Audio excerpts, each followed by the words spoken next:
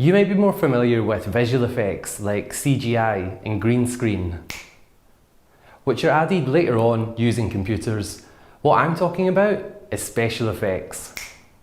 These are very different and much more fun and surprising, and all done during the actual filming process. This includes the clever use of props, scenery, scale models, animatronics and atmospheric effects. This could be creating fake wind and rain or using special makeup or costumes. Special effects can also be achieved through creative camera use, and that's what we're going to look at now. One of my personal favourites is a classic vanishing trick. They used this back in very early cinema, and people are still using it today in things like TikTok. In a simple technique, you can make an object or a person suddenly appear or disappear.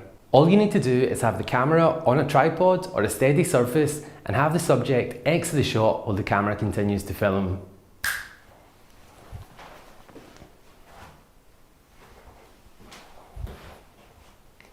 Because the camera stays completely still, all you need to do is chop out them leaving in the edit and suddenly there's a seamless jump cut. So you can be super creative here.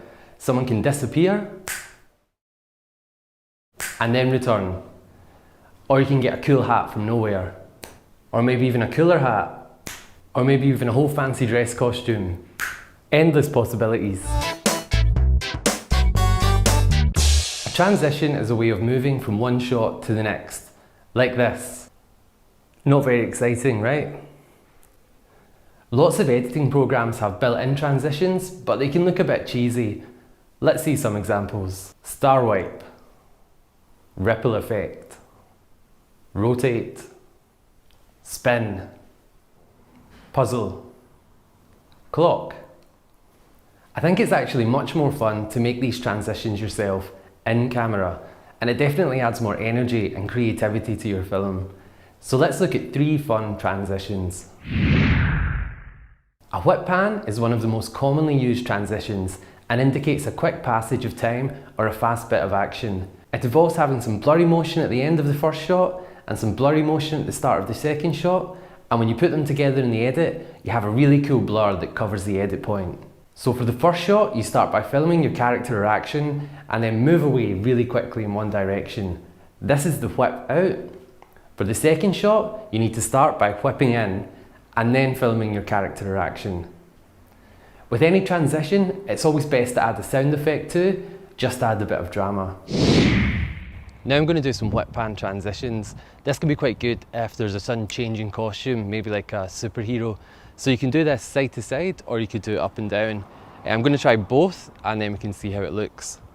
So this is the side whip. And this is the upwards whip. Okay, now I'm going to change costume. Okay, so now we filmed the second part. So because the previous whip went up, this one has to start from the bottom and then come up.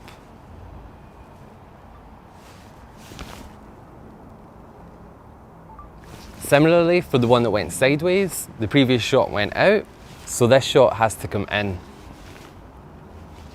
Oh.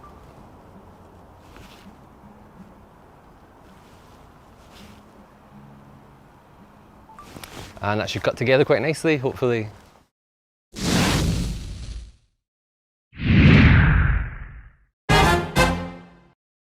This one is a bit more abstract, but can be really effective in horror and sci-fi films.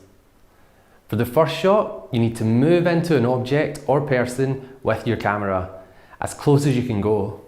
For the second shot, you do the reverse action from a different object or person. Now I'm going to do the tracking in, tracking out transition. So I think this can work quite well if you actually move from a person to a person. So maybe even like an eye to an eye. So we've only got me. So what I'm going to do is draw an eye, first of all.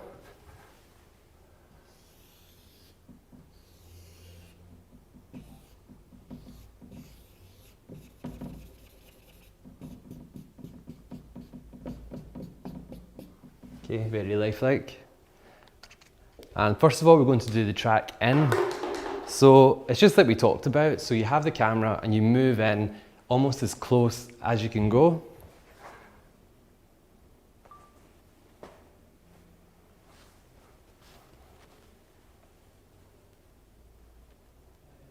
I'm just going to try that once more. It's always good to have 2 takes just in case.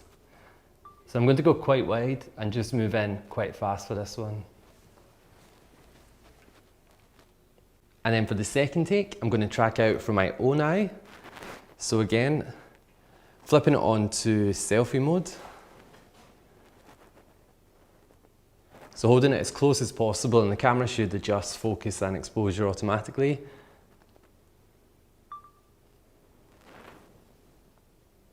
And just pull out from there. Let me try that once more.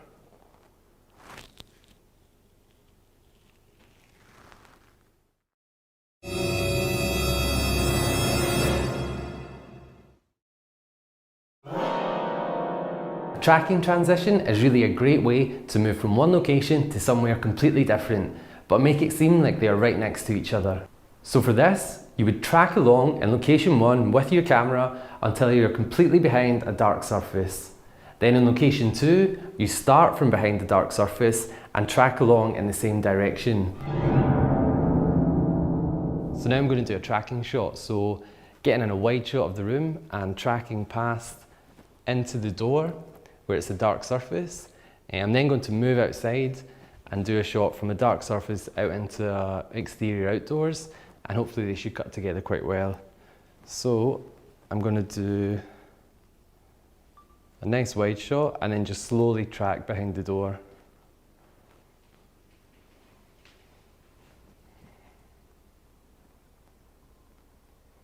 Okay, so now I'm going to transition out to a street exterior. So I found this dark bin, not very glamorous, but it's going to do the job. So I'll track beyond the bin out onto the street in the same direction as the previous shot, and it should cut together quite well.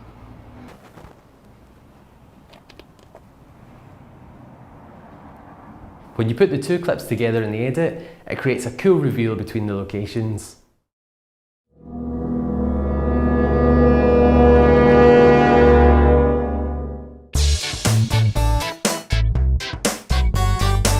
Forced perspective is a type of optical illusion. You can make objects appear farther away, closer, larger, or smaller than they actually are. It's all about the careful positioning of your camera and the subject, and plays in the way we see the world with our eyes. It's been used in lots of big Hollywood movies like Lord of the Rings and Harry Potter. For example, certain scenes were shot in Harry Potter to make Hagrid look much bigger than the other characters, even though all the actors were roughly the same size in real life.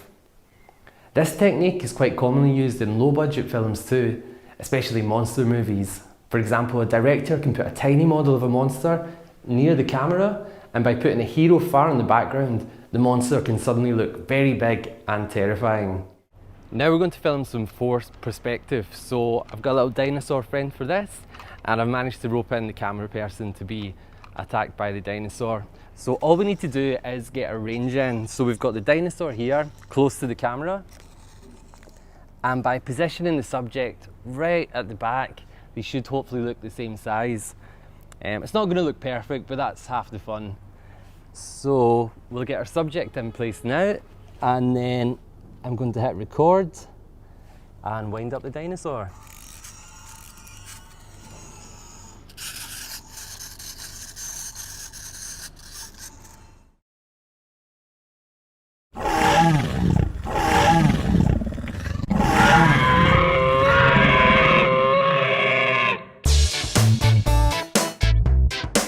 Filmmakers today use lots of different lenses and techniques to achieve certain results, but sometimes the simple solution is the best one. A common approach is to film through prisms, which can be any household object like glasses or an empty bottle. This can add glares, lights and reflections to the footage in camera.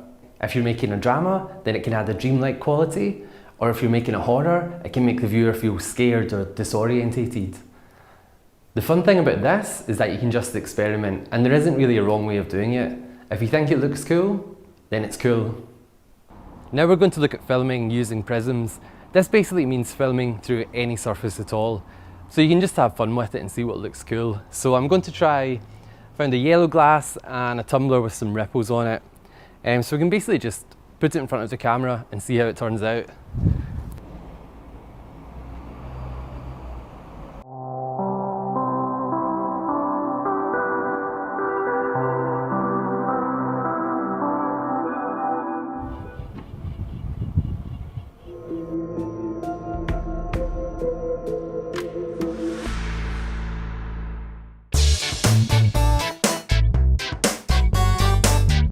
Have you ever seen a movie where it looks like something has actually spilled onto the camera lens? It's most often done with fake blood and can be pretty gruesome, but really effective. It can make the viewer feel as if they're really close to the action. So how do they do it? First of all, you need a plastic screen from a picture frame. Put this in front of the camera and simply film your action through this screen and splatter on the blood when it's needed. Now we're going to do some blood splatter. So, as I said earlier, what you're going to need is the plastic frame from a picture frame and your camera and maybe some red material or fake blood. So you need something to hold it. I've got quite lucky that there's a little gap in the wood here, so it's keeping it in place. But if you've got an extra person on set, they can just hold it in place. And all you have to do is line your camera up behind it,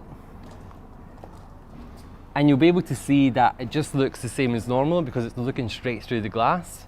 So all we're going to do is basically throw some blood on the glass, and it's going to look like it's landed on the camera lens. So this is really good for quite gruesome action scenes. So let's imagine someone's just fell over and died in front of the camera and some blood spurted out and all over the lens. Obviously we don't have an actor in place, but we'll do the blood part.